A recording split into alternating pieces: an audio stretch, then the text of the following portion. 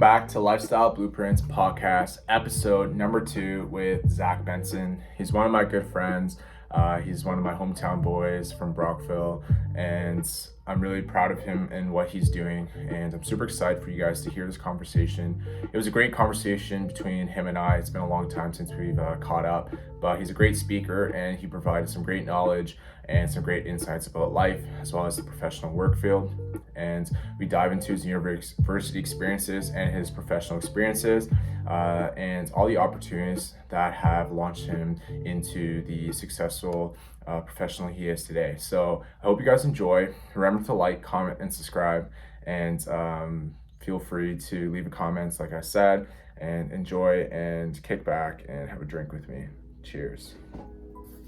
All right, so what's up, everyone? Good evening. So welcome to the second episode of Lifestyle Blueprints. I got a special guest on today with me. He is one of my boys from the hometown, Brockvegas, also known as Brockville, Ontario.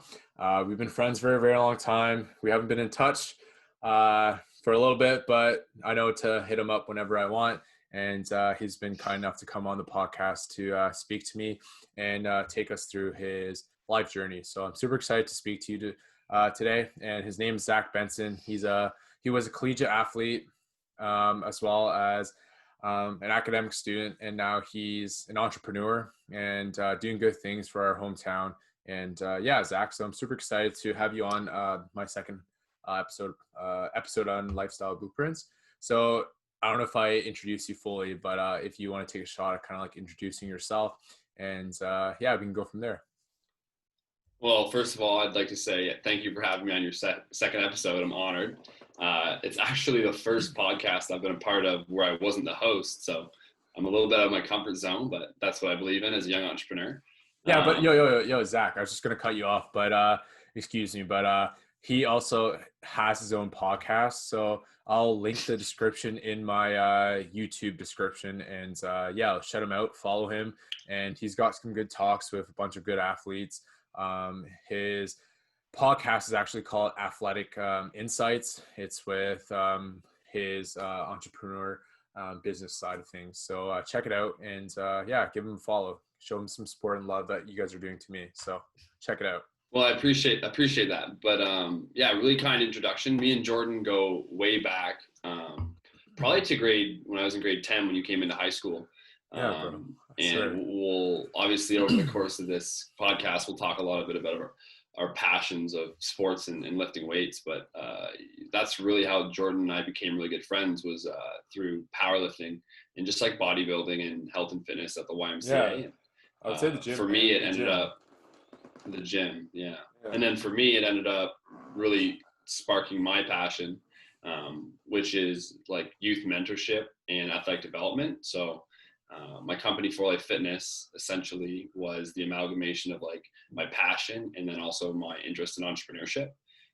So I don't know what you want to go into right now, but aside from For Life Fitness, I also I'm a co-founder of a charity called Podium for Life, which is a local initiative in Brockville to help fund the cost of registration for sports in the area. Our mission vision is basically just we want to ensure every young athlete gets the same opportunity that you and I had, Jordan, just growing up playing sports, being social, team dynamic. I'm a really big advocate for just getting kids moving. I don't think, every kid has to chase being a university athlete or playing pro or even being the best in high school. But I think it's very important for the future, just for everyone to get more active and engage our youth in physical activity. And I agree with that too.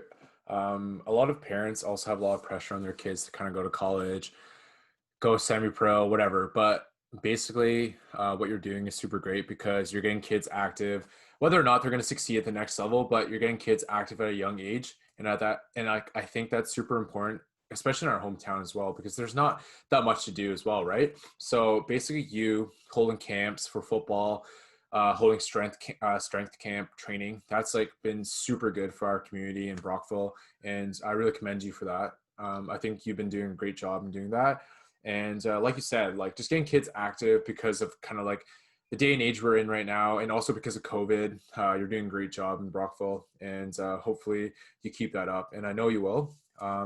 But I was just gonna lead that on to kind of like, how are you feeling with COVID-19? How are you holding up, and how has your business been holding up? And yeah, kind of stuck. Tell me about that.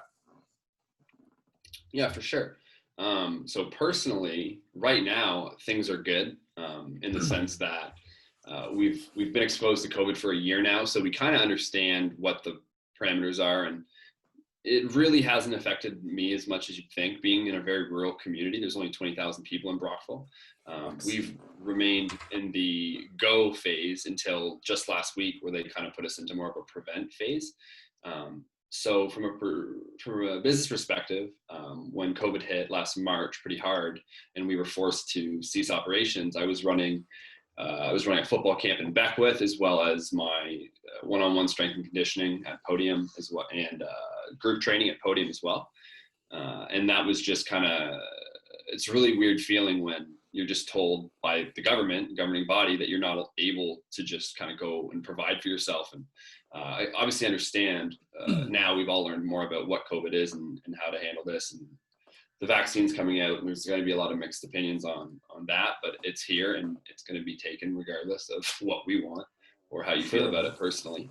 For sure. But you know what? This is how I explain it to people when they ask me, how has COVID affected my business? I'm lucky in the sense that we're rural, so I've been able to stay open. Yeah. My clients have been great with their face masks, and we sanitize the air in the studio between athletes, and it's really been fluid here, so we've been lucky. But I have definitely seen other situations as only, as close as Ottawa, where it's really affected people. There's businesses in Brockville that are closing down, so I feel lucky for sure. But I just want to like really attribute the kids for doing such a good job here locally. Like, we haven't had one COVID case at Podium or at For Life Fitness. So we're happy with how we're handling things, and that's really about all I have to say about COVID. It's not my favorite topic, because as a Yeah. young entrepreneur, I need to Yeah. be out doing things and promoting myself. And it's been, from that standpoint, it's been very frustrating to feel muzzled. But it did give us also some time to start working on the business instead of in the business. So it was really a blessing in disguise. And I think a lot of entrepreneurs are going to say that in the years to come, because every Fortune 500 company was built during a recession. So there's a really unique opportunity right now for businesses to kind of push through. If you can, what I've said, if you can get through what we've gotten through so far, your business is COVID/pandemic proof, Yeah.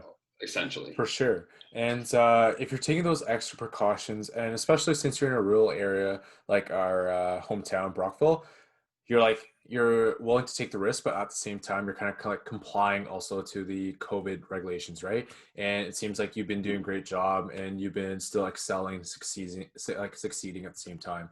So I give you props up for that, my guy, and it's great to see you keep on like succeeding, and seeing all those kids on your videos too, just like just having a great time training to becoming like the best version of themselves, as well as like the best athlete as well. So it's great to hear that, and there's perks too. So like living in a rural area, like you said, you're not shut down. So in Toronto, everything's shut down, man. Like nothing's open. So like all these athletes are kind of like switching to home gyms and that kind of stuff, right? But like here, like, well, not here, I guess I'm not in Brockville, but like in Brockville, like you're able to do that still, and like able to push these athletes to the next level still, you know what I mean? So I Mhm. just want to say, like, you're doing a great job, man. I envy that, and it's great to see your progress so far. So Yeah, I have a couple guys, Jordan, who have taken massive leaps in the last year. And then when I think about it, it's even a bigger leap because other people are hindered. I find about 80% of athletes have stopped training locally in Brockville. And the 20% who have not stopped, well, they're taking steps forward because of their elite quality training. And yeah, then another step forward because the local pot isn't pushing. So yeah, when sports come back in 2021, There's going to be some names in Brockville. I mean, there's already, just to name a couple of you, Brody Fairburn, one of my quarterbacks, just signed his commitment letter to St. Mary's today. Evan Cordingley's in grade 11. He's got over 20 schools emailing him every week, so he's in good hands. And we've got grade 8s who are top 10 in the even in America for the broad jump. So our program is very luckily found some really good athletes, some dedicated athletes that you and me would have hung out with in high school. Like, these guys are real dudes. Dude, for sure, man. Brockville's in good hands right now, man. And just to add on to like what you're saying too, like all these kind of like highly recruited athletes, man, like thanks to you, to like what you're doing. You're putting Brockville on the map, and they should be thanking you for your dedication and motivation to continue what you're doing. You know what I mean? So that's like amazing to hear. And I hope you continue to do what you're doing, because this is put like Brockville on the map, dude. Because we were like pretty good athletes, but like if you're gonna keep on raising some good athletes, that's gonna be amazing for the future, man. Yeah, and I'm not gonna take credit for putting Brockville on the map, because you know, there's Reese Larry, there's Trent Corney, and then it goes I agree. Colin McCabe, and it goes Tim Netto, and there's so many people before. And Zach Benson, no, Jordan Dang. What I will say, what I would like to say, sorry, is that I don't remember. Brain fart. Don't worry about it. Well, like it'll come back to me. Yeah, no, for sure. And Zach, like what I was gonna say is that you motivate these kids. You know what I mean? They have that like they have that drive to kind of like succeed and like become like the best version of themselves and the best athlete. But you're also there to push them to the next level and get to that next athletic level. You know what I mean? So without you at the same time, man. So give yourself some props, because that's a big thing. Like having a mentor like yourself who has played like collegiate level football, like you like inspire them. You know what I mean? So give yourself some props, because that's amazing, dude. So you've been doing a great job with that kind of stuff. Oh, for sure. Thank you very much. I appreciate that. Sorry, I just remember what I wanted to say, and it was that all these guys that came before us who actually put Brockville on the map. The only thing I've done differently than them is I came home and immediately implemented what I learned with the next generation. So, you know, if you go talk to any athlete that got out of Brockville, they're going to tell you that recruiting was difficult. The recruiting process didn't make a lot of sense, because there was not a lot of, it wasn't very common for athletes from Brockville to get recruited, right? Not common, yeah. And so the only thing I did was come home and I explained it to them. I was like, this is how you do it. Like, you're not going to get an email. You have to email the schools. Yeah. No one ever emailed me to say, you know, we want you to come play football for us. Or no one ever came to a game to check me out. It was me getting, okay, I want to play football the next level. So I need to be in the weight room. Shout out to you and your brother for being the guys that pushed me. Yeah. 2, I need to get highlight tape. I need film to prove that I fit in. And then 3, I need my grades. Yeah, but you're always a smart guy, but it was kind of like pushing to the next level, right? And like you said, like emailing, but like I can kind of relate to that, Zach, and I'm sorry to cut you off, and excuse me, but even with me for soccer, man, but like they're not going to come to Brockville to like scout me and like recruit me for soccer. Like they even told me straight up, they're like, yo, if you want to come play, you have to come to Ottawa or Kingston. Like that's where like the top teams were. Yeah. Basically based on like our region in Toronto. I mean, in Brockville, because I was an hour away from like Ottawa, 45 minutes away from Kingston. So it's like reaching out and doing those things. So it's good that you're kind of like passing on to like the next generation of like athletes in Brockville. For sure. Yeah. So with that all being said about kind of like where you're at, I just kind of want to ask you about you and I, about how we met, our passion, and kind of like what led to our friendship. Like what, like tell me what you think, and I'll kind of tell you what I think. That's actually a really good question, man. I'm thinking, like, I knew who you were in elementary school very vaguely, through the youth soccer league, I think. I think it was like the house league soccer. Like, I think we even played together one year when we were really little, maybe on the yellow team or something. But like, dude, I knew who you were. Yeah, I swear, man. I swear. Same page then. Was I right? Dude, I remember playing with the Zach Benson. I was like, dude, this guy used to wear navy blue Under Armour compression all the time. Dude, Dude, that was me, bro. blast. Like, dude, that was you. Okay, so yeah. So I guess that's when we kind of like knew each other a little bit, and then Right. yeah, and then go forwards. Tell me what you Right. Sorry. And then when I'd say when we actually became like close friends would have been when you came into high school. It was you and Elijah and Devin Burns. And you guys just fit kind of like I was always a year older than you, but I related to, I think, you guys a little bit more than the guys that I spent a lot of time with in high school. I spent a lot of time with people in high school who I still talk to, but I don't have anything in common with anymore. And kind of in grade 11 and 12 is kind of where I really split away from my peer group. And I kind of spent more time with the year below me, which was like you and Devin and them, and the year above me, which was like Trent and Jacob White, I guess is the same age as me, but the TIS guys. So I yeah. think when me and you bonded the most, Phil, was through the YMCA and just lifting weights and playing basketball Monday nights, to be Dude, honest. Monday nights, bro. And I was gonna say it too, like I feel like it was definitely facts to what you're saying. And truly we did bond through like the weights and the YMCA. We were always there together, always kind of like motivating each other to lift more, get bigger, get stronger, get faster.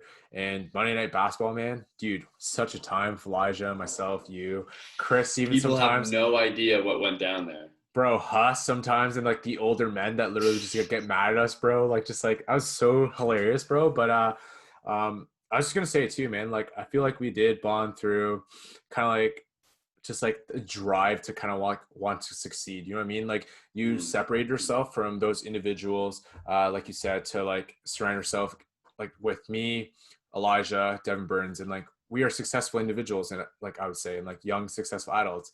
And you like took that into your hands and like did that. And yeah, that's why I kind of just like want to say that like you grow up and you realize, hey, like these guys are my friends, but like, yo, like these guys are also my friends, but they're also kind of like striving for success and like wanting more and more and more. And Hmm.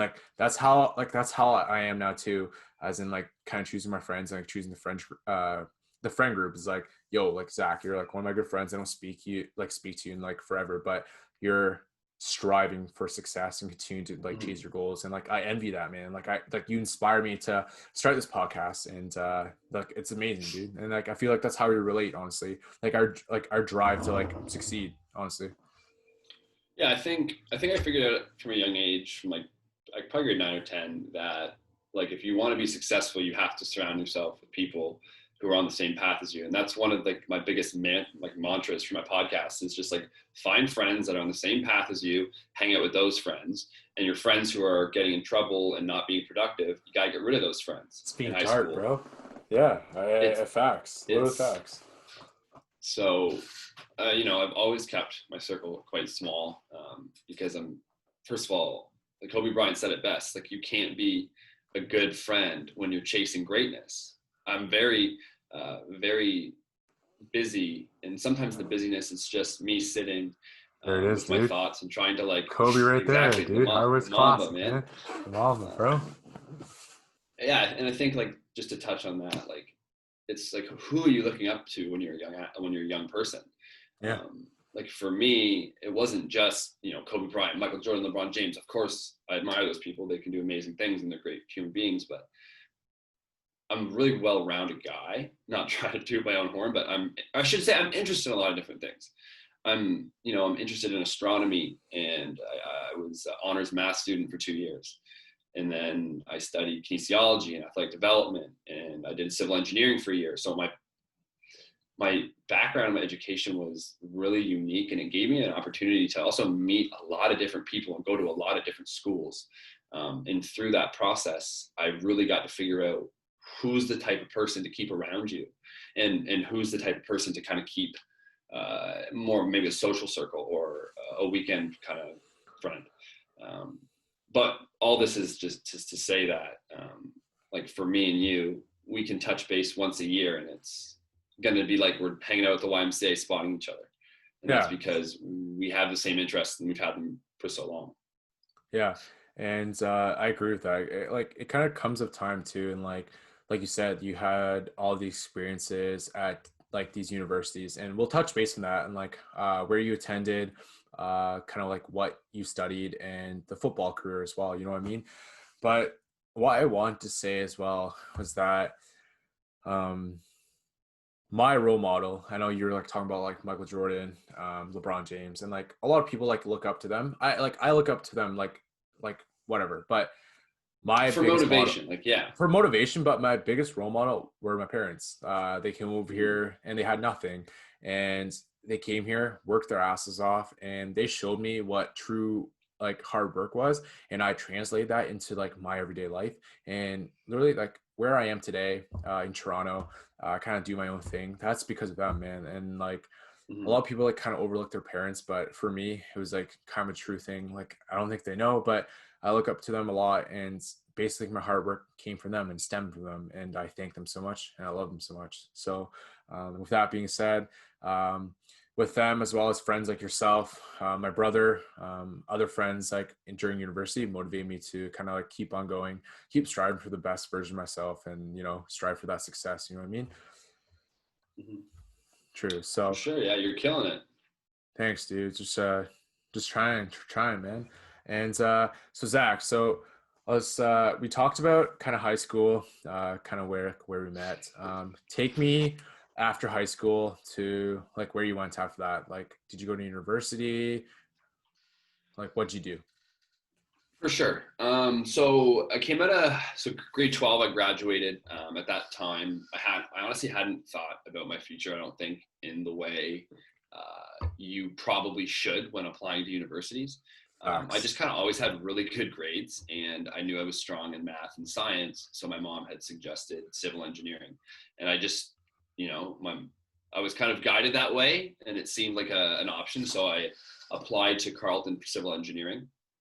And at the time, I really wanted to play university football, and going to Carleton presented an opportunity because they didn't have a program, but they were starting one the following year. So I got accepted to engineering there. That thought popped into my mind. I went there. And it also was a great opportunity because without there was no football first year. So I could say, can I do engineering course load and play football? Like, is that a possibility? I actually did really well with my grades.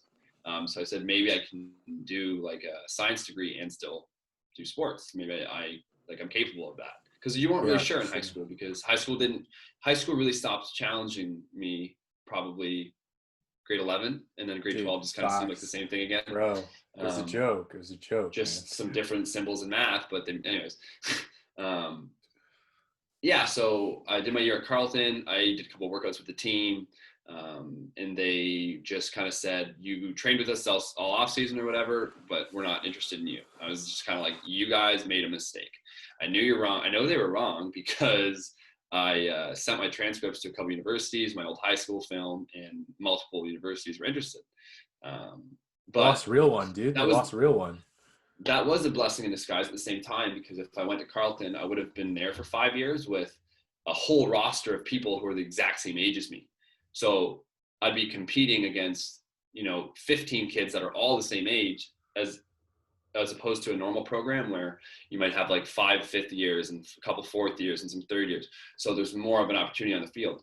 I probably wouldn't have been given an opportunity at Carleton because I wasn't highly recruited, and they get the best of the best. So there was no hard feelings, but at the same time, I know they made a mistake. Blessing in Um, disguise, though. so then I took my talents, as they say, to Nova Scotia. Balance. Um, I'm just playing. A very average football player, very good athlete. Let's call it what it is. Yo, Um, listen, guys. He actually is pretty elite athlete. I'm not gonna lie. I would kind of like come out of Brockville. This man's is pretty athletic. I'm not gonna lie. So he's not boosting though. anyways, He's literally not trying to boost, but he is pretty athletic. I went to St. FX for a year, and I was redshirted. So I got to learn from the best athletes. So there was Devin Bailey, who's been in the CFL for I think 7 or 8 years now since he graduated, and he was such a good role model for me because I think he just saw where my work ethic was and was just like, if he keeps this up, he's going to be in good shape for 4th year. but I didn't show up and turn any heads like at all. Again, maybe athletically, but not as a football player, or specifically as a skill position receiver.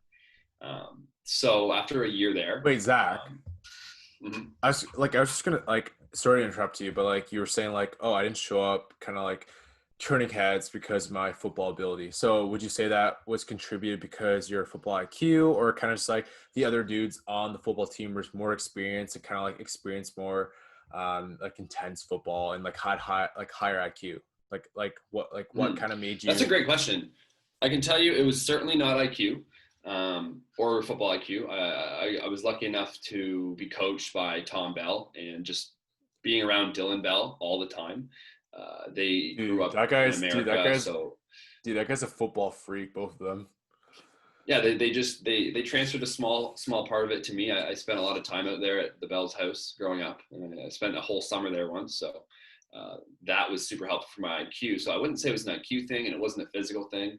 I needed to get better at running routes and understanding defensive coverages, and that comes from experience. I feel that 80% of university athletes that go into U Sports football programs, they're not ready to play skill positions as much as you'd think, because I think the biggest thing that people don't understand about university sports is like you can be really, really, really, really good coming out of high school, and you might even be the best rookie on your team, but you got to learn the playbook. They're huge. You got to learn the nuances. You got to learn timing. You got to learn how to be coached by your coach first. So I really think most athletes going into first year, most of them redshirt. 3 to 5 of them will dress or start if we're depending on the situation. So it was more that I went into a program that had 10 really good elite receivers already, and I was young. So in my exit meeting with Gary Waterman before I ended up transferring, he told me if I was playing defense, I would have dressed the whole year. So I know it wasn't an issue of that. It was more situational, and that's one of the reasons that when I work with the kids and we're going through the recruiting process, we go through the context of the recruiting process and not just what school you want to go to and what color your jersey is. You want to understand what system you're going into. Do they have 10 kids that play the same position of you that are all coming out of Team Ontario programs and they're bigger and stronger and faster than you? Or are you going into a program where there's 2 fourth years that are about to leave and you can start for the next 3 years? So these are all the things that I learned through making mistakes, and now I can share it with the kids. So after my year at St. FX, which was honestly just an experiment, can I play football and do the schoolwork? Then just through my own self-interest, I wanted to get on the field. I transferred to Bishops, and I started every year I played. Not every game I played, but I started about 80%, 90% of the games I played. And, we could talk about football for sure, but like what I'm most proud about my time at Bishops was the research I was able to do with 3 different PhDs in sports science and 1 in neuroscience. And that's probably the biggest thing for me that I took away from university was that. But it's up to you, man. We can go over either or. But so my path through university was Carleton, St. FX, Bishops. And then I graduated from Bishops with athletic development. Sure, that's awesome. And I kind of like know that just because I've been following you and kind of like talking to you. But yeah, so basically what I think of that is that Zach made some mistakes, but like honestly, like it was a blessing in disguise, like blessing in disguise, like you said, like in Carleton, blessing in disguise, and basically like it wasn't your mistake, but like the coaching Right. staff's like mistakes, and you moved on to, dude, I'm not. It wasn't their mistake. It was just when you just live in Brockville and you get thrown into this new world, There's no everything's new. hype. So yeah, There's no it was hype. There's yeah, no hype. There's no hype or anything. And like also you're kind of like you're just like not like no reputation or anything. But like what I was gonna say is like you jumped through like many obstacles and went through many like different universities, but at the end of the day, you still achieved what you wanted to achieve. And also along the way, you like gain a lot of experiences, man. You gain a lot of life experiences. You were able to experience like many different schools and the culture. And like you said, you're able to you're able to surround yourself around different peer groups, and you know who those different peer groups are and those individuals to be successful. You know what I mean? So honestly, it was a blessing in disguise that you went through all those hoops, and now here you are, like as an 100%. entrepreneur. Yeah, as you like, honestly, like what I think too is like the people who go through the hardest obstacles become successful, like yourself. So super proud of you, man, Mm, and with appreciate what you that. have accomplished. So we went through your university, man, and that was a great story. But can you tell me more about kind of your company and like how it got started? So for Life Fitness, like how did it initially get started? And like what was your motivation and purpose? Because I kind of like we I Yeah, guess listeners, great like I guess questions. yeah, I guess like listeners know like your like motivation purpose, but kind of like give it in detail and why you started, like what sparked it. Okay, great. So I came home from St. FX, um, and I didn't know if I was ever going to play football again. Okay. So So is this like CFL? Like you wanted to play CFL or like NFL or I didn't know if I was, so when I left St. FX, I was betting on myself to go somewhere else that I hadn't figured out where I was going to go yet. okay. So I didn't know if there was an opportunity was going to come, but I felt like betting, anyways. Um, so then, um, so I'm sorry. So a brain farted again. All What right, was the just keep question? going. How did I start For Life Fitness? So Oh, basically, okay. So you asked like 5 questions, and they're all great questions. So I'm trying to wait, like so hit wait, all of hold them. on, hold on. Yeah, hold on. Let me just summarize it for you. So like after you left university, what sparked your interest in kind of starting for Life Fitness, as well Right. as what helped you in kind of starting that and what motivated you into doing that? So For Life Fitness actually started like 8 years ago with Marvel Athletics. Only the OGs Mm. know about this one. Okay. Yo, Marvel So Athletics, bro. that's where I was going with, sorry. I came home from St. FX and I didn't know if I was ever gonna play football again. So I wanted to coach because I loved this game. Like I had this burning fire to be around this game. So I coached, I was the offensive coordinator for the Pee Wee Brockville Buccaneers, which is a developmental league. And I actually met the first group of athletes that I trained coaching that team. Like this goes back way back. Like these kids are now in their first, second, and third years of university. So um, makes me feel old, but through working with them and kind of just building a relationship with the community as a football coach and as a strength coach, it kind of hit me early. So about second year university, like this is what I'm going to do for the rest of my life, or for the beginning of my life, I should say, because now I have other aspirations we can go into later. But so yeah, I ran football camps. It went well. Ran some of those athletes became very successful. Some of them are playing volleyball at Ottawa U, and some of them are playing football at Queens. And basically, I just kind of saw the product that I was providing actually helping people, and I was basically doing it for free on fields that were just around the corner. Show up, let's work out, It's on my and then house, I just said, bro. okay, this right beside your house, man. And this is where I knew that I was going to work for myself. Just I've always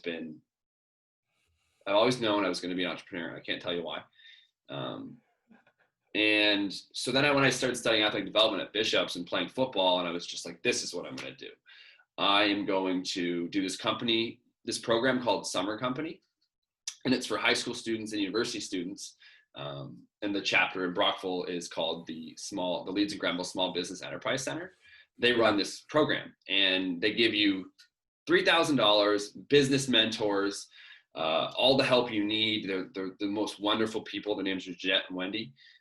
That's where Mitch Beattie went through the program as well. So then I Sure. graduated the following year after doing kind of the beta test for Life Fitness the summer before I graduated.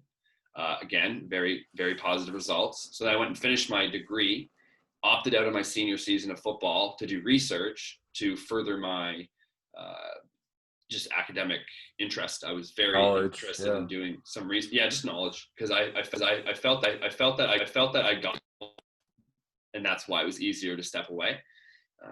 So yeah, I came home. Then I did the second iteration of that summer company program called Starter Company, where they give you $5,000 they go through a professional business plan with you. They help you on marketing, and they give you support. And it's about basically a big group of people in this local community that all do business a similar way because they all came through the same programs. So that is kind of how I got into it. Without those government programs, there would have been almost no hope for me to do this. So I'm very appreciative that they existed, and I took advantage of them and capitalized on it. That's awesome, dude. And I remember you actually telling me about that, and I was super happy because it's kind of like unique, like you said, maybe you wouldn't have capitalized with like the government program. So basically, what was provided to you at the time has provided you with success, and in the long run, with like your hard work and your motivation to pursue success, it's kind of like turned out to, I don't know, ongoing success for you. And you have a lot of room for growth, and super proud of you, man. Proud of you too. So what are you doing right now for work? Let's talk a little bit about Jordan. Give the All people what right, they really dude. want. No, dude. They really wanted you. So, but I moved to Toronto in February. I'm a clinical research project coordinator at Sick Kids. So I'm employed at Sick Kids as Fancy. well. Thanks, dude. I'm employed at Sick Kids, and then I work at Mount Sinai. So basically employed at Mount Sinai Hospital as well as Sick Kids, carrying out this resident education study in the ICU. So basically, we're trying to figure out whether or not 16 hours versus 24 hours is going to be effective for patients as well as residents. So you would think that 16 hours would be like super helpful for both the patients and the residents, but we still don't know that because we did a pilot before that. A pilot just means that we did a study with a bunch of different intervention arms compared to the control arm. So the Okay. control arm basically is 24 hours, and residents are dead at the end of the day. But we did a pilot study, basically kind of comparing like 12 hours, 16 hours, and 24 hours, and we found that 16 hours and 24 hours were like the best time slots. And then we got Canadian Institute research funding for that, and then we continued doing that. So now we're just kind of comparing the effects on patients, their mortality and outcomes, patient outcomes, whether or not they get infection, sepsis, and then resident burnout. So that's what I'm doing here in Toronto right now. It's been like great, even though like the transition man's act to like Toronto has been like super strange and like because of COVID. But honestly, I won't. Right.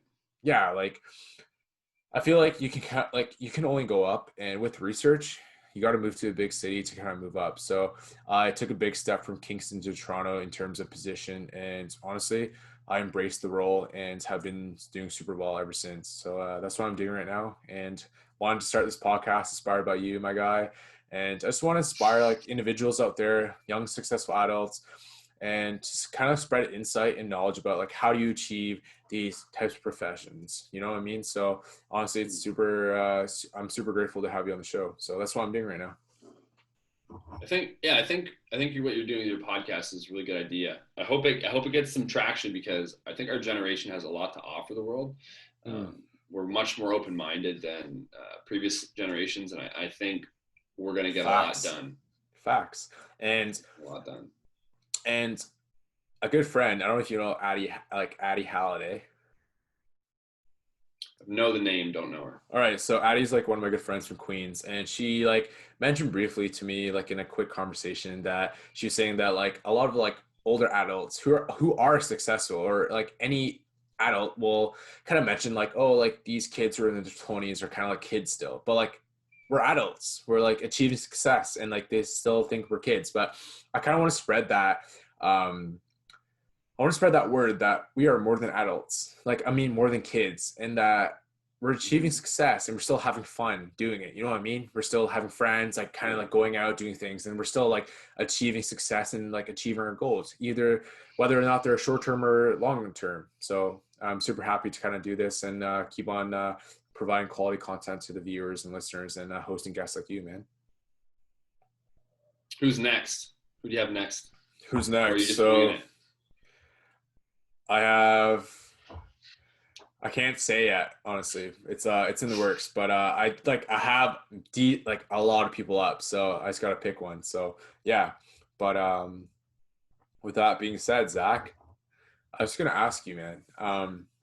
let's go back to university. So out of the three schools you went to, guys, sorry, this is like a change up in topic, but what was the best party school out of the three schools you went to?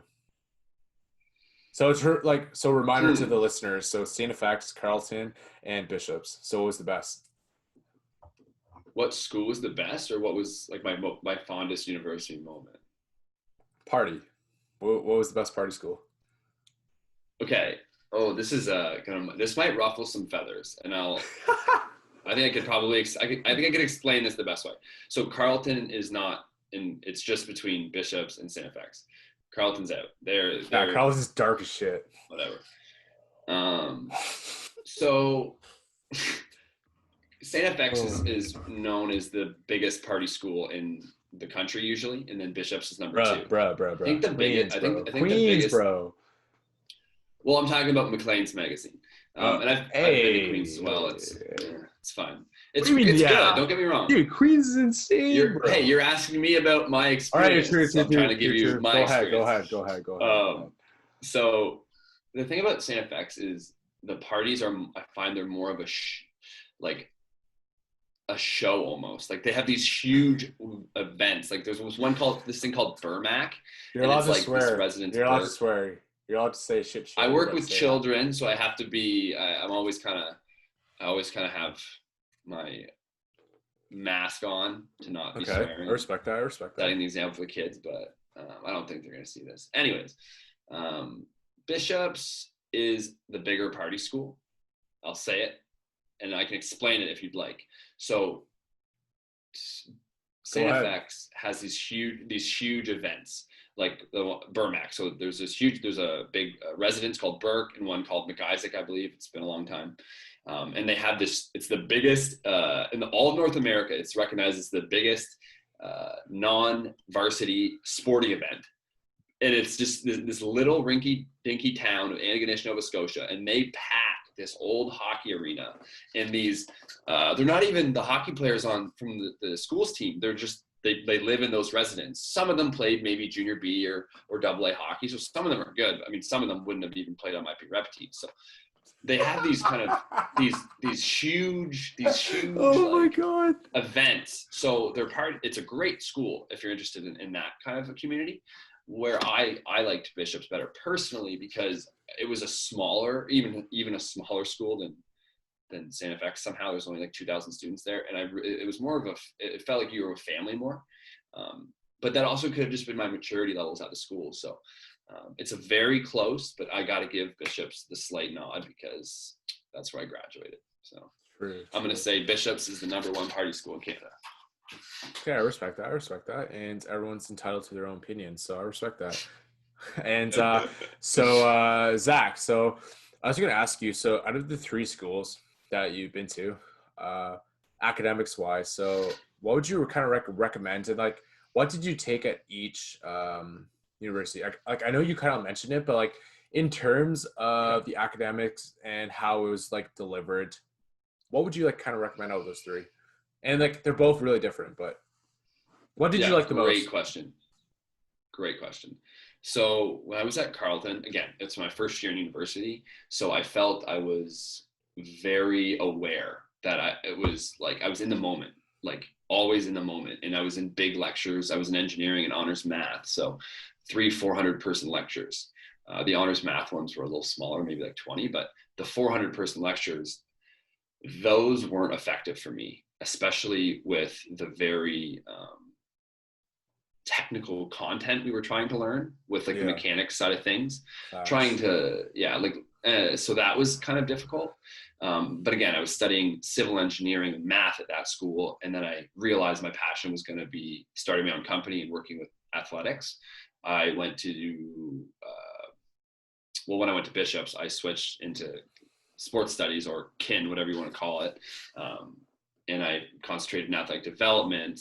And it was really small school, really small classes. The teachers were amazing. Like the core three, Maxime Tremp, Nicholas Berryman, and Xavier Roy were awesome. And then even some of my elective classes were teachers that like actually cared, and the content of the class was very self-reflective. So that school kind of gives you a really well-rounded education where you don't just get a degree that says I'm good at this craft. It gives you a degree that says like I'm really well-rounded, like I'm sociable. I can also, put a suit and tie on and get it done. Like they've got a great business school. Their athletic programs, they're underfunded, but they've got good coaches. Like they've got great athletes. And Lennoxville is a little dying town, but that university gives it life. So, I had a lot of ups and downs at Bishop's, but, now looking at it from this perspective, I'd have to say that school was, I would let my kid go to that school for sure. True. And just kind of like add to your point about kind of schools and like how many people go to that school. Like you said, 2,000 people go to Bishop's, right?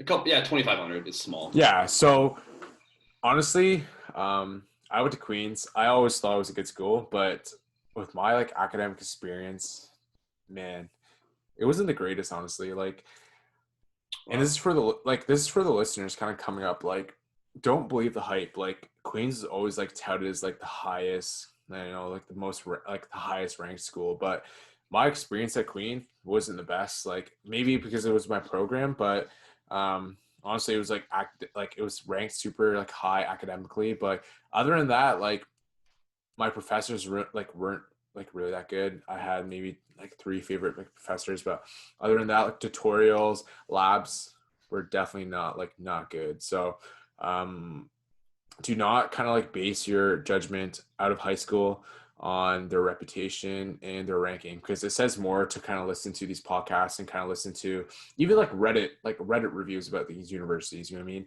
Because like Zach said, a school of 2,500 students, it gave him the best experience. And Carleton, it's like in the capital of Ottawa, and like it's in the capital of Ontario, Ottawa. So, and also didn't give him the best experience. So like, that's what I'm saying. So if you want your best experience in university, look that up, review it, and take your chances. But that's my experience with Queen's University. And everybody has their, I think I'm an outgoing guy, but I actually think I just like quieter moving towns. It's part of the reason I'm in Brockville. Like, me and my girlfriend were living in Ottawa and I didn't like it. And now we're here. Like, so I just think that's me. Like, I wasn't trying to say that Carleton's not a good school. I just think for me and where I You was. hung out with Chris Dang, dude. Yeah, no, I did when he was at Ottawa U. That was a good time. Yeah. But yeah, I think I'm more of a small town guy. Carleton's a good school. Just wasn't for me. True. And like I was gonna say too, like Kingston, other than like the academics, like it wasn't bad, but like it wasn't too big, you know what I mean? Like Kingston for Queen's University was like super nice. I knew like literally everyone, and literally every time I went to the clubs or went to the gym, I knew everyone. So like I kind of like I like that too. And I do miss Brockville in that sense too. Like you knew everyone, but it's just not the same. It's just too small. And being in Toronto, it's been kind of different. Like I don't feel at home because I feel like in Kingston, like I knew everyone, but I guess times change and I'm just gonna pave my own path. So yeah. For sure. I mean, last year when it was the first year of me being full-time in my company and not being a student, I was, 2 summers ago, I was thinking maybe I should just move to BC and have that experience and just get some whatever job. And I almost did it. I didn't end up doing it. I wanted to bet on myself and do my company. And I'm really grateful I did that. But yeah, everyone's going to go to a university and whether it's the right one or the wrong one, if they graduate, they're still going to have the opportunity because like the degree, it just gets you in the room, right? We all just come out and, well, not all of us. I didn't have to see. Sorry, you made a good comment Not all of us. about Queens. You made a good comment about Queens, and you said it wasn't, I guess, as prestigious as you think it is. But yeah, again, there's context to that. If you're trying to go into med school, they're gonna want someone who gets a 98 average at Queens, not someone who gets a 98 average at Bishop's. So there's always context to like every little decision. So I think, yeah, like if young people are watching this and they're gonna take anything away from this in grade 11 and 12, is like spend some time now actually thinking about what you want what do you want your life to look like in 10 years, not just what are you and your friends doing on Friday, because I think that's people's biggest hindrance. I think people don't understand delayed gratification enough. The work you do now as a young person, it's going to, you reap what you sow, so to speak. Yeah. And I think if you could convince enough young people that if you work really hard through your 20s, it's going to be a lot easier in your 40s. But more people are more, I guess, just interested in, when can we go back to the bars and start partying again? I don't think enough people are having these types of conversations. And that's why my circle is small. And that's why we have podcasts instead of phone calls. Because I do think that people can learn a lot from just conversations. Like I just, Joe Rogan, I watch Joe Rogan all the time, and I actually pick up so much from the guests who are talking about science that I could never understand in a million years, but through the conversation, you can kind of understand it. And I just hope if any young people are listening to this, they are getting some tips for picking university, because it's the biggest decision you're going to make before you buy your house. Yeah. And I was going to say too, like I've learned so much from podcasts and like what individuals like on different podcasts have said. Like I listened to JJ Redick's podcast as well as Matt Barnes and Steven Jackson's All the Smoke podcast. You learn so much from like listening to like other successful individuals speak about themselves and like the experience they go through.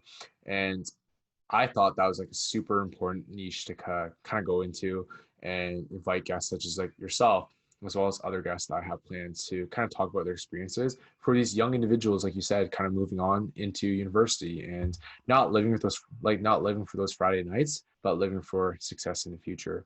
And what I didn't have, man, I don't know, like I didn't know if you had it too, but what I didn't have when I was growing up, I had great parents. I had great parents who worked hard, but they didn't have an educational background. So for me, I didn't really have that. So moving forwards, I didn't really know what I kind of like wanted to do. You know what I mean? I kind of like had to figure myself out after university. I was like, yo, I'm just going to apply for clinical research and do it. So I've been doing it ever since, but I don't want to do that for the rest of my life. So like I said, like I want to give people that insight, kind of like interviewing, hosting guests that have been through all walks of life and be able to let them know like, oh, this is what you're going to do. Oh, I want to do that. You can go do that. You know what I mean? So I never had that, and I want to give the opportunity to others. Right. So you just want to know like what made me me, kind of? What made you you, dude? Like literally, what was your inspiration? It's a good question. Well, I think about this a lot because and I don't know how you're defining success. I'm not some gazillionaire on the water in Brockville. I'm 26 years old. I have a company that's doing quite well, but I'm no Mark Zuckerberg. But I think one of the things that made me me, and it's something that really bothered me growing up, but now I can see it is, again, it was a blessing in disguise. Like my mom had a college degree, right? So as you said, like she was educated, but like she was, her whole purpose in life was taking care of me and my brother.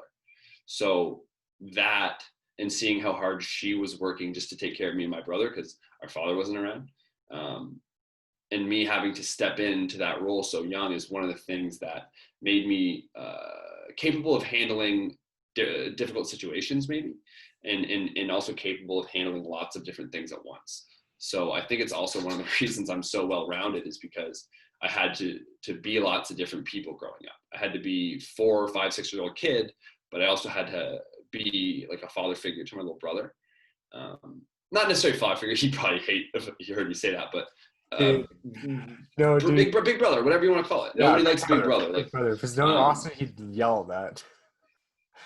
Yeah, he wouldn't be pleased because he's his own individual. But so I think I just, from a young age, I knew that, for me, my situation was you got to go take care of yourself and your family, right? So one of my drives is like on this, this path to success, as you call it, is taking care of those people, and then also affording my future children just maybe a more clear path to what they want to do in life. And I think my kids are going to, they're hopefully going to find a passion young, and I could hopefully be able to nurture it and, just kind of give them a less stressful path than I had. But I wouldn't change my journey for the world. So again, growing up young with that chip on your shoulder, sports was awesome for me, because I had all these different coaches, and I learned what I liked in a role model and what I didn't like in a role model. So I kind of got to forge this image of the like what a coach is supposed to be, I guess, or what a young man is supposed to be, what a father figure is supposed to be. And I've really just turned that into like my life, my passion, my business. So for me, I'm really lucky in the sense that I don't feel like I work, because I consult with athletes or people in the just general fitness on programming and nutrition and biomechanics, which is fun. That's not work, really. I train athletes, which is fun. I help kids network with schools, which is it's engaging with coaches and meeting new people. And so I kind of just turned, my situation into my reality. Like that is, if that makes any sense. I was very aware from a young age that like I have to go build something because no one else is going to. Yeah. So that's really all I needed to say, okay. And this is grade 9, 10, I'm talking, maybe even younger. Like I'm head down, books, weight room, sports, business, entrepreneurship. And now I have different things I'm getting into. And, but again, this is all coming back to delayed gratification. Like I figured out at a young age, honestly, through, this might make some people laugh, but hanging out with Trent Corney, watching, so he was probably lifting weights in grade 7 or 8. Bruh. And This guy's a beast. Watching this progression of this freak. I remember being 13 years old and not really even wanting to try to play sports, because he spiked to volleyball, and when I was in grade 7, he was in grade 8, I think, and he jumped so high. Me and my friends kind of looked at each other like, what? Because he didn't look special in grade 8. He'll tell you he kind of hit puberty in grade 9 and 10. He was kind of not tall or anything. Anyways, he being around that kind of made me wake up to being like, okay, I started late, but I can get going. And then by the time I'm 18, 19, I'll be ready. Because when I was 15, 16, I started lifting weights. I wasn't a physical specimen, or I'm not, but I certainly wasn't then. And just through having, people on the same path as me, Trent, Jacob White, Alex Cornelius, you and your brother, Dylan Burns, all these just great athletes. And on the flip side of that, I love math and calculus. I'm a weird dude. So I was hanging out with people who are now building ships for NASA and doing incredible things in aerospace engineering.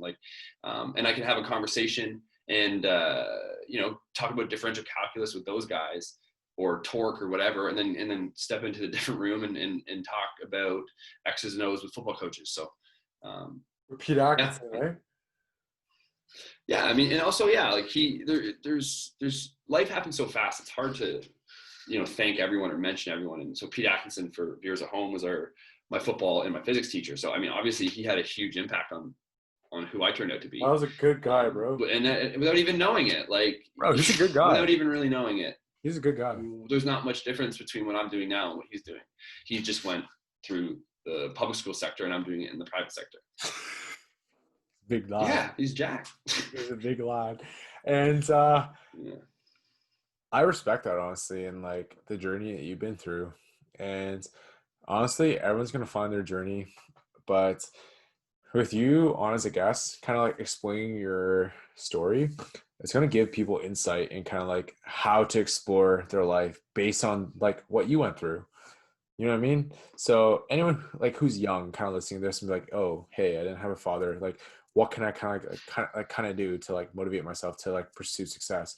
They'll be listening to you, dude. So grateful to have you on this. Hopefully. I mean, and that's another part of my job that it's tricky to balance. I know I'm not going to be able to help everyone, right? but there is kids in this town that have so much potential, and they Yo, have way more uphill battle than I had. yo, Zach, sorry to And interrupt you, but yeah, are these kids who you're training, are they more athletic than all of us combined? Like you, me, Devin Burns, yes, Elijah Wilson, Trent yes, Corney, Jacob White? No, man, no. Stop. yep, It's dark. yep. I have a grade 8 that could make you look like a fool. Yeah, but I'm not an Grade athlete 8. anymore. I'm not an athlete anymore. Okay, so Still sure, strong we can though. I'm talk still about this strong. I'm still specifically. strong. I'm still strong. No, no, I know this. Sorry. Let me just. Yes, these kids are more athletic than us because they had better coaching than us. We were figuring everything out on our own, whereas these kids have never had to figure out anything on their own. And I'm taking them through more advanced movements than me, you, and Chris have ever even done in our lives.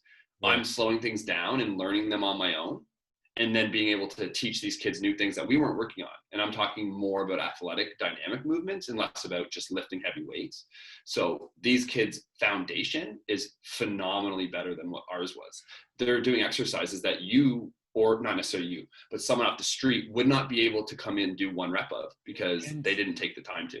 yeah, so So go ahead. yeah, so sorry, Zach. So what you're saying right now, like, and you're teaching all these kids all these movements, would you say it was like kind of contributed by, like you said, your athletic development program at Bishops? Was it because of that, I mean, or was it kind of of like, course, that's the yeah, or was it kind of like learn on the fly? You learn every day plus Bishops. Well, I mean, I've been lifting weights since I was 15 years old. I've been playing. I played university football from 19 to 23 or 24. So I was in competitive weight rooms with the best athletes there are. I trained with who I've been around, and kind of what I've done athletically and in the weight room. A lot of guys aren't going to remember what I did on the field at Bishops, but everyone who goes in the weight room will know who I am. When you're a All right. receiver and you're putting up more than every other person on your entire team, including offensive linemen, defensive linemen, linebackers, running backs, and it's not even close, and you're also the fastest guy, and you're also out jumping everybody. So I wasn't really challenged athletically ever. Um, in university football, I was challenged in high school when the guy across me was 6'4", 240, and running a 4.4. So So like dark. university football was easier for me than high school football, believe it or Jesus not, Christ, bro. because it's more of a one-on-one matchup when you're in university. If they're in cover one, I'm faster than the guy probably who's covering me. Great. But in high school football, it's more, they play a lot of zone too. Yeah. And I just found that, if Tiss didn't want me to get the ball, very easy. They drop Brett Duffy over the top, and then they bring somebody down over on they curl the flat. So it's easier to shut someone down in high school. True. Brad Duffy, dude. Good lad. Great guy. He's out in BC now doing his. He's a nurse, so kudos to him. Yeah. He's Kudos in to the him, thick of it dude. right now, and Frontline healthcare worker, yeah. man. Good guy. Yo, Brett Duffy, if you're listening to this, good guy. Listen. So Zach, so with like all that being said, kind of like where you're at right now with your business and your purpose, where do you want to like see this in 5 years from now? Great question. So I don't want to tell everyone. I don't want to give you too much because Give me a some little of this bit. Give stuff me is, give me what you yeah. see yourself in 5 years. Well, so I'm in the process right now of looking for my first home with my girlfriend, which is Nice, dude. really exciting. We're Congrats. gonna start looking in January. Thank you very much. So Proud of you, that's really dude. exciting, and I'm that's kind super of taken proud the. of you, dude. Thank you very much. That's taken like the forefront right now. Obviously, like I have business plans that me and you can chat about off the off the live Off the stream. pod, eh? Off the But I pod. mean, you're gonna see me get incorporated for sure. So I'm gonna incorporate shortly. I'm gonna be adding a couple new divisions to my company and I guess the brand, and we're gonna be overseeing a lot more of local athletic development rather than just those who can afford to come and pay for one-on-one or small group training. I think you're going to start seeing us branch out and start to work with clubs and organizations as That's well. awesome.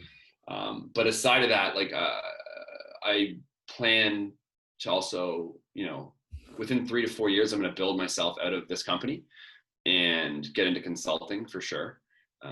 Dude. And I'm in a unique spot in the sense that I have a lot of options, and this isn't to sound arrogant by any means, but I'm networking with a lot of people who have a lot of power, I guess you could say. My circle's small for a reason, and every day I wake up, a new opportunity presents itself. It's again, it's delayed gratification. Like, who are you spending time with? One of the people I have the best relationship with was my football coach at Bishop's, the offensive coordinator for the first year I was there. He was fired, but we kept in touch. And he is a business mogul. He's killing it, and he has some really cool things in the work that he's letting me come in on. And that was a relationship that was. So this is really funny. He picked the other receiver. So we both played X. He started Deshaun over me, right?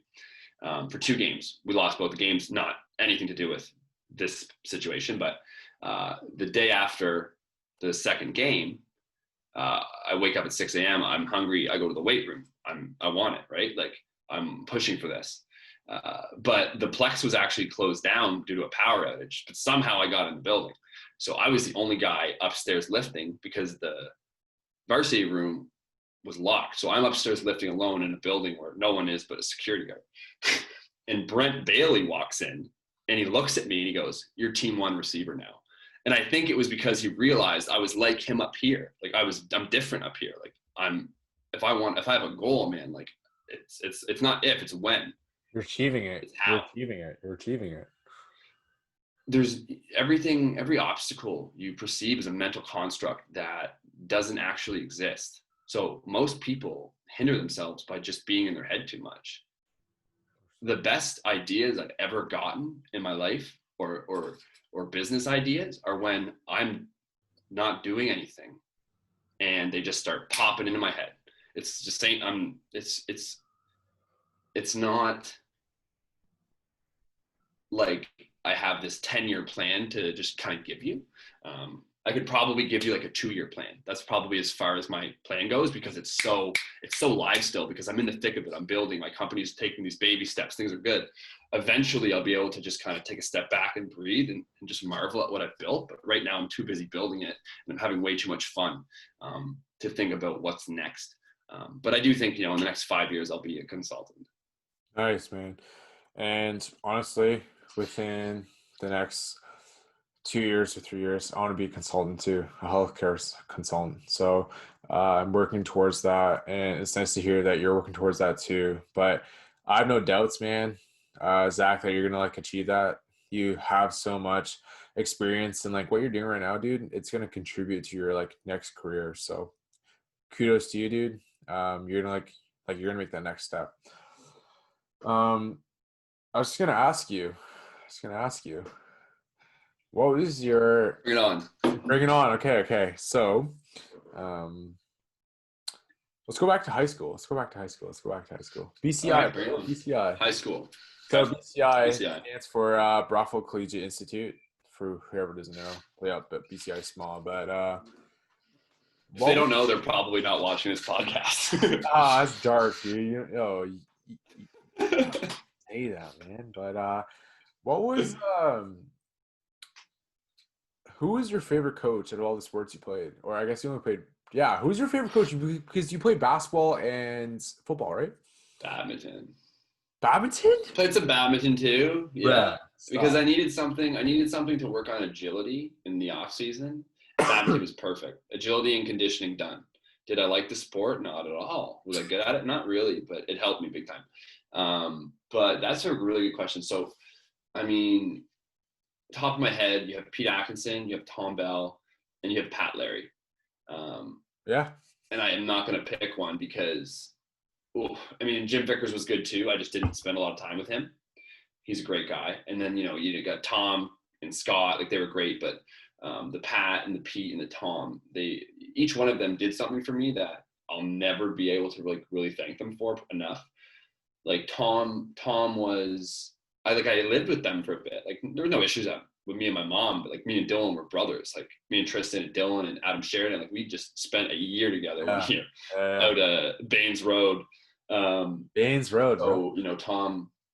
Tom helped me with football, helped me become a man, and really just, I can't think of that. He started the whole RYFL and the whole BYFA. So he started all the leagues in Brockville that are even allowing me to run my company now, because there would have been no football without Tom Bell. So, true. Tom is amazing guy. And then Pat Larry. Pat Larry probably doesn't know how big the impact he had on me was, because he's such a good coach. I don't think he even realizes that how good of a coach he is, and how he just makes a connection with everyone, and he knows how to coach you, and he knows how to speak to you. That man's cut me. Well, I'm sorry about that. We've had different experience with him. If you were 6'1", he wouldn't have cut you. Okay, you can't blame him for that. Yeah, that's what I'll say. I was literally probably like 5'8". Anyways, I'm 5'10" now. But yo, keep going. Pete Ack. So and then Pete probably was the most influential coach I had. Again, he taught me physics as well. He told me, and this kind of explains a lot about me as a football player. He said, you're a good receiver, you have good hands, you have good speed. You're not really great at anything, but you're a great receiver. And I was like, I get what you're saying. Like, dude, I was just kind of say that, bro. I could see him say that too. Anyways, and then also like I spent a lot of time with him coaching.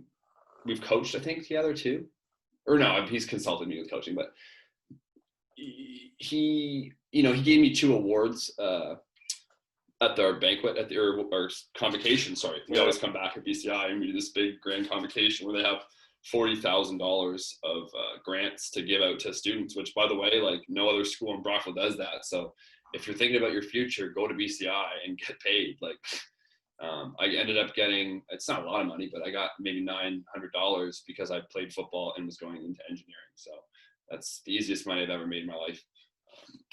And Pete, I remember me and Pete have spent so much time on the stage together, accepting football awards and those awards. And the last time I went up at convocation, my buddy Mitch Doucette goes, "Give him a hug." Anyways, it was just really funny. And again, he's another coach who's done so much for me that you can't. The only way I can thank these guys is to pay it forward and do it with the next generation the same way they did it with me. Of course, dude. Of course. I was gonna say too, like, Peter Atkinson, man. I never had him as a coach, but dude, good guy. Honestly, like teaching physics. I always thought he was a mean guy, but literally just so chill, dude. As soon as you got to like grade 11, grade 12, he's like super chill. If you grade 9, 10, dude, you're super scared of that guy. That's all I gotta say. Yeah, he's a football coach. You gotta earn his respect, kind of. Yeah, but that sounds good. So, coming out of elementary school, why did you choose BCI over like TIS? Because you're like an athletic guy. You also live near TIS, bro. You also live near TIS. I had very limited interest in track and field. And other than that, TIS isn't a sports school. I don't care who that offends. TIS couldn't hang with us in anything we did. So I don't. So facts, bro. It's so facts. I'm not even going to answer that question. Next question. Facts. Dude, go look at 3-0. I don't even want to talk about this. Next question. All right. Next question. So, honestly, like I feel like I've covered a lot of things, but tell me what. I'm kidding. No. We can talk about. Sorry, we don't. Why I went to BCI. That's a great question. I think I missed the TIS open house. I don't think I missed the day. And I went to the BCI one, and Mr. Tate put on a really cool experiment with fire that you got the same one. Like, dude. And I lift weights with Mr. Tate now every day at the YMCA. It's me and him, man. Dude, he's OGs massive. now at the YMCA. Jeez, bro. He's huge. Yeah, Jack. And he's also doing, anyways. So BCI was where the people that I thought were going to be my friends were going. I didn't even know you yet. You weren't even in high school. but but yeah, like the people I thought that I was going to be friends with when I was leaving grade 8 went there. And my best friend went there. It just, I went, maybe it was following friends. I don't really honestly remember, if I'm being honest with you, but I think I had just heard good things about the quality of education, and it was true. Like BCI got me ready for university. I got a 90% in grade 12 calculus. I got 100% in university like engineering calculus, and I got 100% in like linear algebra, and I got my transcripts if anyone wants to see. Like BCI got me ready. University math was not difficult until we went to more qualitative math instead of quantitative. When it becomes more like prove this subset exists inside of this condition, and I'm like, I'm not doing philosophy out here. I'm just trying to solve math Theory, problems. like it's all theoretical. It's theory. That's it was like, yeah. When I started getting deep into that with the honors math stuff, I was just like, this isn't meant for me. Like, I'm not supposed to be at a desk cooped up. I was like, I need to be out there running around playing football, and like I was not supposed to be an engineer. Yeah. And just realizing more about who you are as you go through university is really key. So I was always checking in with myself to make sure that the program I was in was conducive to the future I wanted to have. True. And honestly, man, I never went to any open houses. My sister Joanna went to BCI, so my parents were like, "Yo, just go to BCI," and literally went there. Best, like, yeah. Honestly, I was like, whatever, I don't care. And I was like, went to BCI, met some great friends like yourself, and played on some sports teams. Had great academics, bro. And honestly, like the best, like one of the best experiences of my life was also valedictorian of my graduating class. Oh, right. Yeah. Yeah, so Good for you.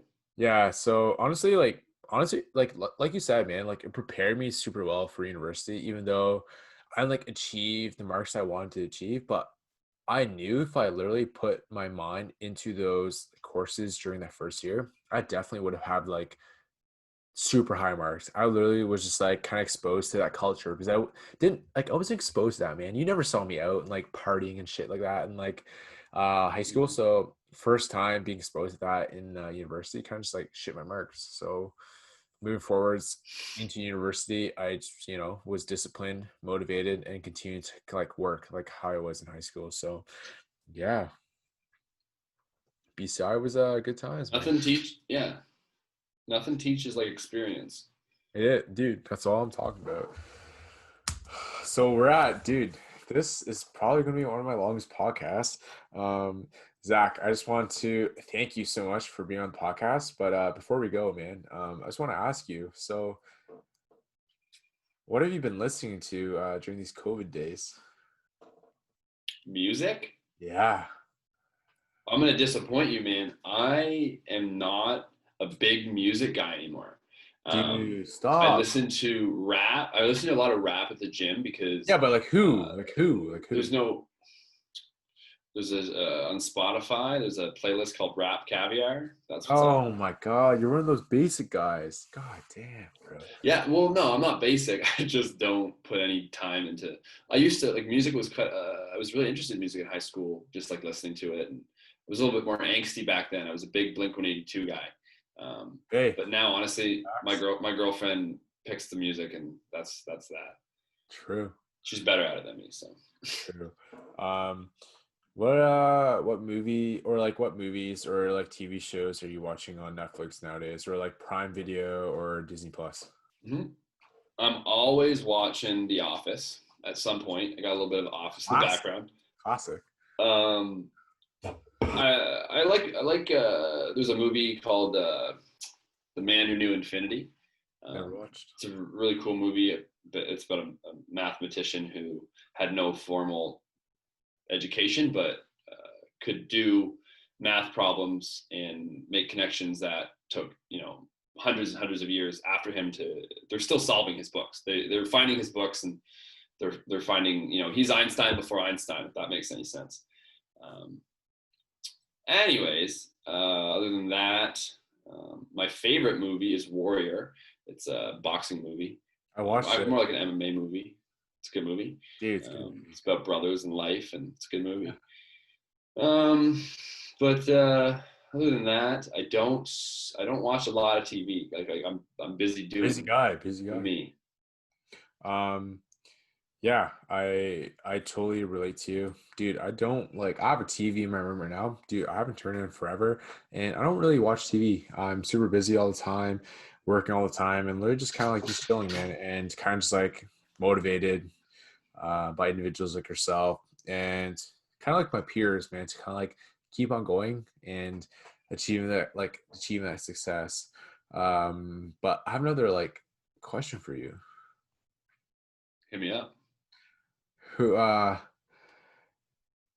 what so basically like, out of all your experiences, what was the like most influential like and most impactful experience in your whole life so far onto like your existing life right now? It sounds weird, but like what has kind of like influenced you into the person who you are today?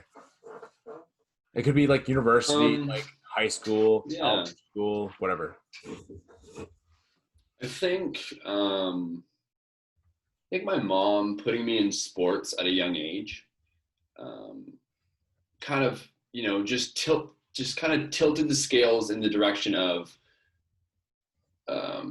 be social, exercise, learn how to play with others, all the, and then football, and then sports get more competitive, and then you learn different skills like discipline and motivation and define skills that your podcast is lifestyle blueprints to create success.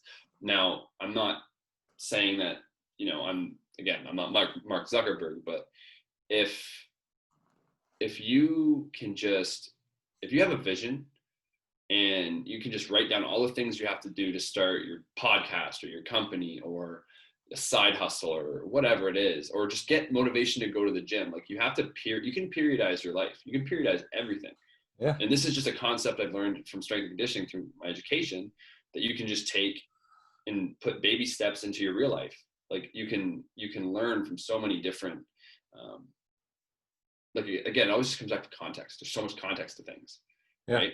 I agree. Um, And I was gonna say too, like, okay, one more thing. I was just gonna ask you, like, in terms of mental health, I kind of want to like talk about it.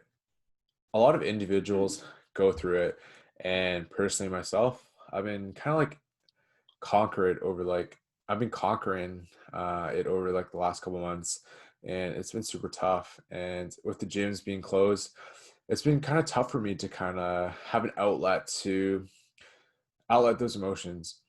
Do you feel the same? And do you feel that you use lifting as a source of an outlet for your emotions? Because I know that that's like one of the things that I miss the most. And since you're in like a mm. rural area where you work out at the YMCA or at Podium, do you find that for the listeners as well, like I want to inspire the lifters to go lift. I mean, like the listeners to go lift and like make sure that they're healthy and like that their mental health is good.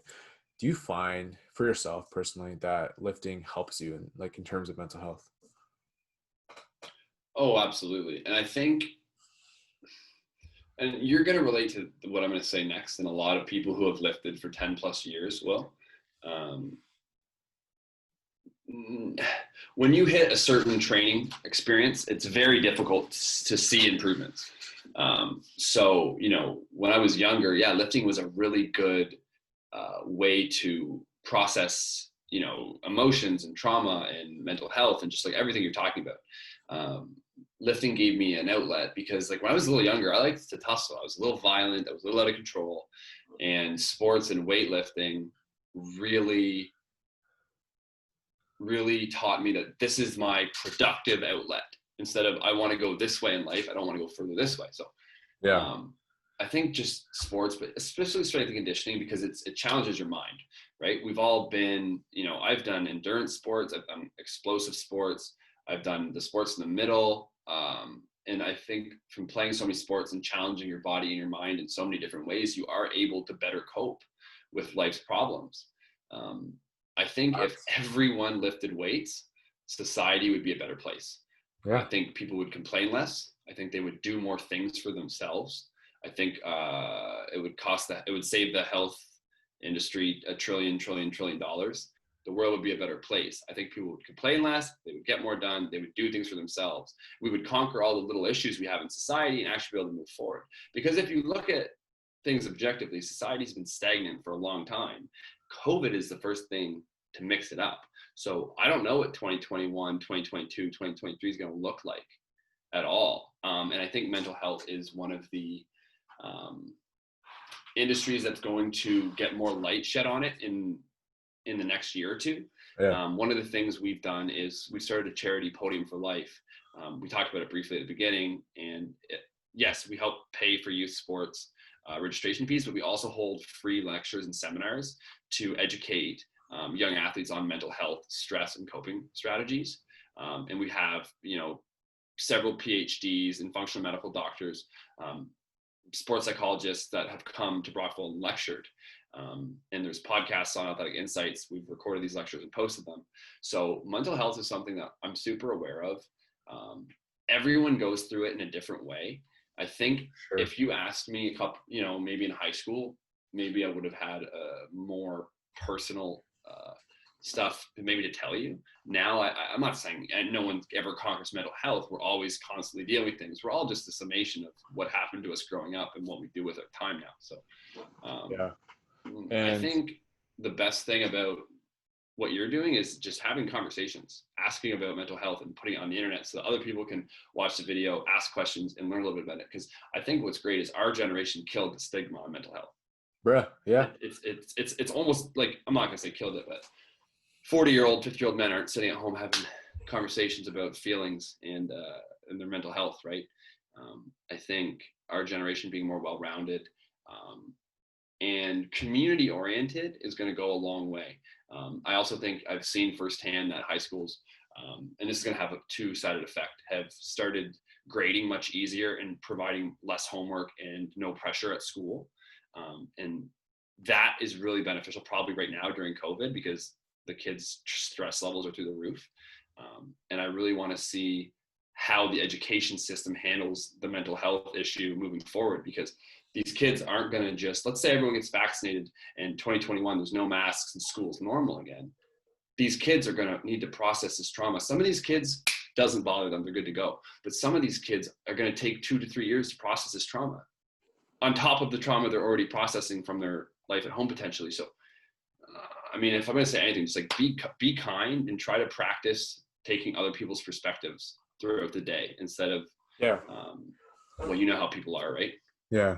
And I just wanted to put it out there, like, dude, mental health is like an obstacle, and it's a difficult obstacle that many of us may encounter. And if I'm being honest, man, like I never told you that I never thought like I would ever encounter mental health, but I encountered it like kind of like this past year, and man, it's been like an obstacle, and like I got emotional talking about it because you never like think about it because it was kind of like such a stigma. But I encountered it this year, and it's been hard. And the one thing I want to say to the viewers and listeners is that conquer that mental health issues and like the struggles that you're going through before you achieve success, because before you do that you're going to be like dragged down the whole way. And that's something I've been experiencing with, and honestly I wish I can like just get over it, but it's like easier said than done. And anyone who's listening to this and like has mental health struggles or internal struggles, reach out for help and reach out to your families. And like that's for the younger generation as well too. Like if you're kind of going through stuff, like reach out for help, because it's going to save your life. It's going to help motivate you to pursue bigger things. And I've been fortunate enough, sorry Zach, I'm just kind of ranting now, but I've been fortunate enough to kind of like reach out to my friend Zach, reach out to other individuals who are kind of close to my circle to kind of like be there for me, and even individuals who are kind of strangers, but reach out to individuals, your family, for struggles. They're going to be there for you, and even strangers as well. And that's the first thing I think you got to conquer before you achieve that success and achieve the goals that you want to achieve. And I think this is just an important segment because just in the midst of things, and because of COVID's kind of rising again, and I feel like a lot of individuals are kind of like going through that mental health segment right now, Hmm. including myself and including like external factors as well. I feel like it's just kind of super important to kind of touch upon, and like you said, like before too, like I personally am going through mental health like struggles, and it's okay. Like you're not the like only one. Like so many people are going through it. So like I'm here for you. So many people are here for you. Just reach out for help. Just keep chipping away at it one day at a time, man. There's Yeah, nothing you can't accomplish. yeah, for sure. Um, so basically, that was a great talk, man, Zach. That was a great catch up. Thanks for having me, man. I had a blast. Yeah, we gotta do this again because there's a lot more down memory lane. Dude, there's so many memories down memory lane, and I just want to thank you, man, for taking your time to come on to this podcast. It's fairly new, and for you to endorse it and support it. You gave a great conversation. I'm super excited for the listeners to listen to it, and for now, I hope you continue your success, man. You're an inspiration to myself, and you're gonna be an inspiration for years to come, man. Like the way that these kids that you're developing and going to these schools, dude, it's gonna keep on going. And one day you're gonna be a consultant, and I'm gonna be a consultant. So, cheers to that. I can't wait to see you can't wait to see you in like I guess the next 7 days. But yeah, cheers to that, and much love and peace, my guy. So that was a conversation with my good friend Zach Benson, and I hope you guys enjoyed, and hope you guys learned something and translate that into your life. And I hope you guys keep on grinding, strive for that greatness, and remember to like, comment, subscribe. I'll see you in the next one, and hope everyone stays safe. Much love.